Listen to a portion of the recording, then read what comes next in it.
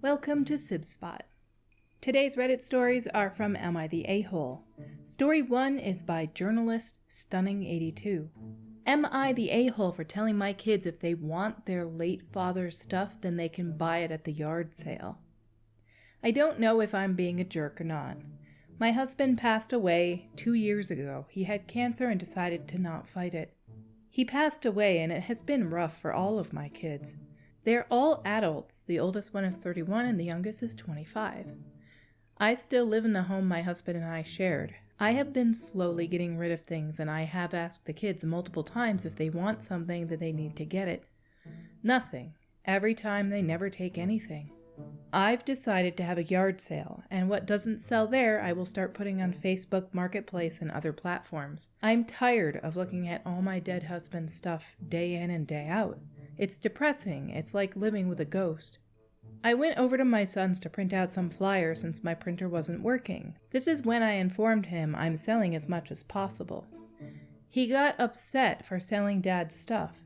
The rest of the kids were informed and they are upset as well. I told them if they want some of his stuff, then buy it at the yard sale.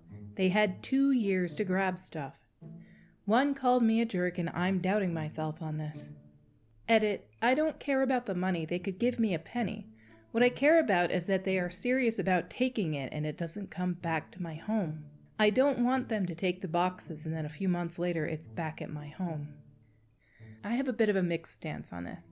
Yes, it's been 2 years since your husband passed away, but it's so important for you to let go. You said right here, you're tired of looking at it. It causes depression in you, and that's exactly what it does. Yes, you've given them 2 years, but I think at this point you should say to them, this is your last chance, it's going on the yard sale. Come take it, and it does not come back to my home, and make that clear to them. And if it does, you can just discard it or something at that point. It's the same thing as selling it, just discard it, get rid of it.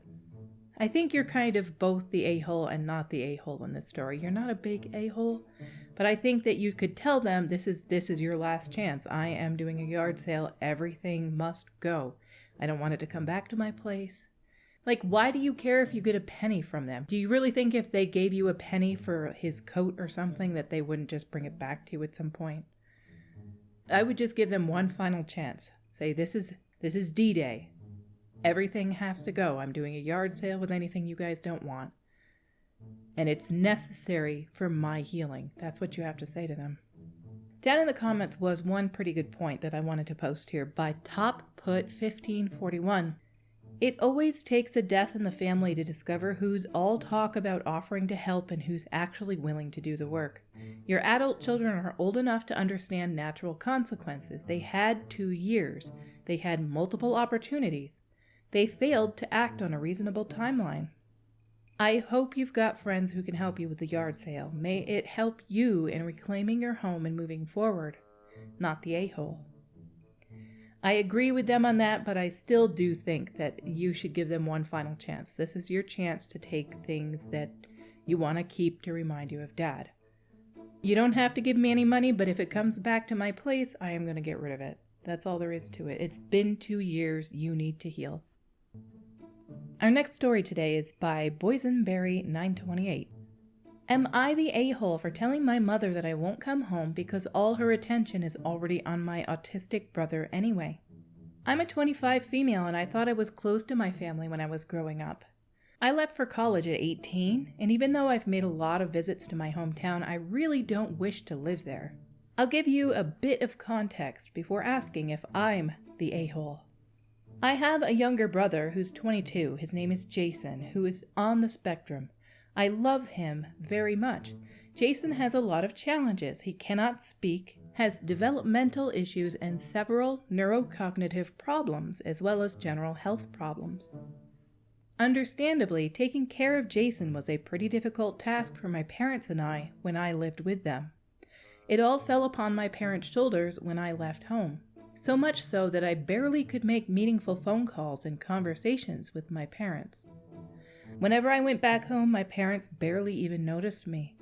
They spent their whole day trying to take care of Jason and didn't honestly care about what I was saying or the fact that I had made a long trip back home just to see them in person. I eventually realized I had always been the second-class citizen in our household this whole time. So these trips became less frequent over time. This year, I decided to spend Christmas with my girlfriend's, Lauren, 28 female, family. She is my first and hopefully only serious girlfriend. The first person I fell in love with. My parents haven't met her in person and know almost nothing about her other than her name. I don't think they care. We've been dating for the past year. My mother got very upset when she found out I won't be home for Christmas.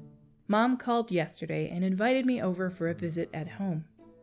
She hadn't called me all this time. I was the one who gave her a phone call like once every other week. I said I would not like to do that.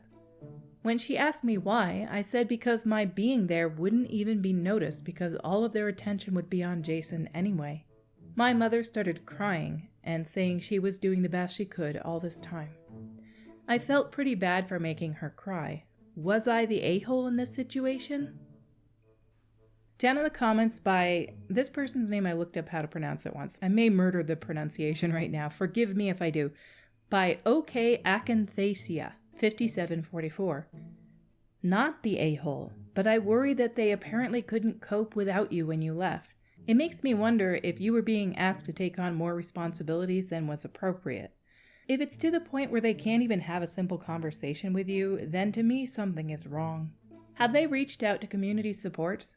There are usually different programs available that can provide care and opportunities for your brother, less than a full-time housing situation, while also providing some respite for parents. Underneath that by Moto Goth. Just want to point out that you are asking OP to worry about and take care of their parents when they came here needing help, advice, attention because nobody was worrying about or taking care of them. I think your parents might just be overwhelmed with the whole situation still. When parents have a child, they expect them to inhabit the household for about 20 years, and then they generally expect that they're going to be on their own, doing their own thing. Having somebody in the household who is severely autistic can be a lot to handle.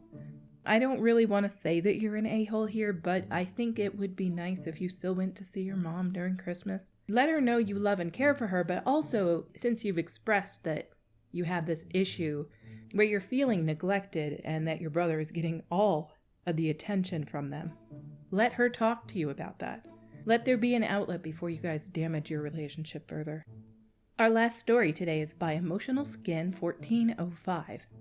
Am I the a-hole for saying I'll take on more responsibility so my parents can foster or adopt my special needs cousin, but only until I'm 18 and then I'll be done? My parents have 4 kids. I'm 16 male, the closest and next is my brother Harry, who's 13 male, then my sister Jazz, who's 11 female, and then my youngest sister is Amy, who's 8. Harry and Jazz have autism. Neither can talk clearly, but mumbling is the best that they have learned, and they were delayed developmentally, so walking came later for them as well.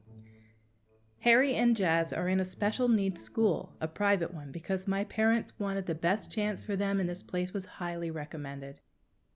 Both my parents work longer hours for this, and because of the longer hours they work, and the aftercare they're paying for Harry and Jazz, it has meant I needed to take on some more responsibility, especially with Amy.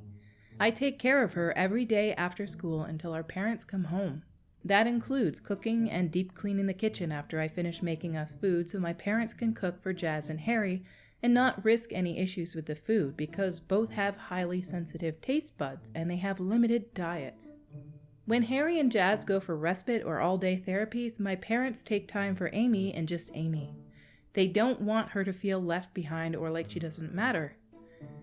I do not get the same attention. I never did, even when I was younger and things were bad.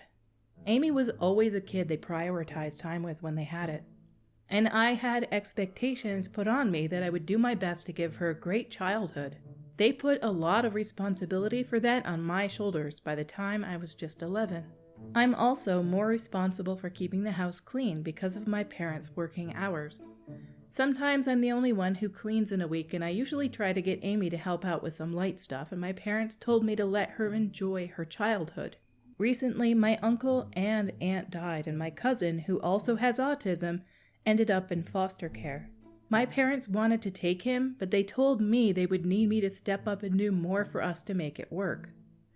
They even told me how bad my cousin has it in foster care right now. Dad told me he has not found stability since his parents died several weeks ago. So what do they want? Me to take over all the cooking, for me to do the grocery shopping, but not with Amy, of course, and they want me to start adjusting to having 3 kids, 2 with special needs at times, so they can take 1 kid at a time to their therapies and appointments. It pissed me off because they also asked me to babysit all 3 special needs kids so they can make a bit more time for Amy, because it will be hardest on her. I was pissed off, so I said, sure, I'll do it, but only until I'm 18, then I'll be done and they will never see me again. My parents told me my anger was unwarranted and everyone has to make sacrifices when a family is dealing with this many special needs kids. Am I the a-hole? This story is so similar to the other story dealing with autism. An individual in the family is not getting the attention that a child deserves in the family. In this situation, they're the oldest, so they've got all this responsibility piled upon their shoulders. And they're a kid too. The one statement that stuck with me in this is that they told this teenager to let Amy enjoy her childhood. What about them? Don't they get the chance to enjoy their childhood as well? It's a little bit hypocritical. Down in the comments by Coastal Kid 92. Not the a-hole. I am sympathetic to your parents to an extent as they're in a tough position. Foster can be a very difficult situation for children with different care needs. But the amount that they are trying to put on you isn't reasonable. You're not an adult and shouldn't be expected to completely lose the last years of your adolescence. Underneath that by the OP. Yes, I feel really bad for my cousin too because his needs are a lot different than my siblings, but it's still incredibly difficult for him. And I know in the wrong foster homes he won't be treated well. I agree, but the issue is they no longer see me as a kid. I'm not sure if they have for a very long time. I feel like when I started kindergarten, they saw me as an 18-year-old college student who really didn't need parents and from that could take on the world. Underneath that by AITA Addicted 25. You were parentified and that's abuse. It's a shame that other adults as teachers or grandparents didn't realize or didn't care and didn't step up to protect you. I think you are right about going no contact with your parents. They are in a hard space, but it was their choice to keep having children, aka Amy. I understand that they didn't know that your oldest brother was on the spectrum before they had another boy, their 3rd kid, but they knew they had 2 kids with severe special needs, nonverbal, before Amy, and they still decided to have her and burden you. Now they are manipulating you to spend more time one-on-one with your siblings while they ignore your needs. They are toxic and way over their heads. Our stories for today have come to a close. Until we meet again, have a crunchy day.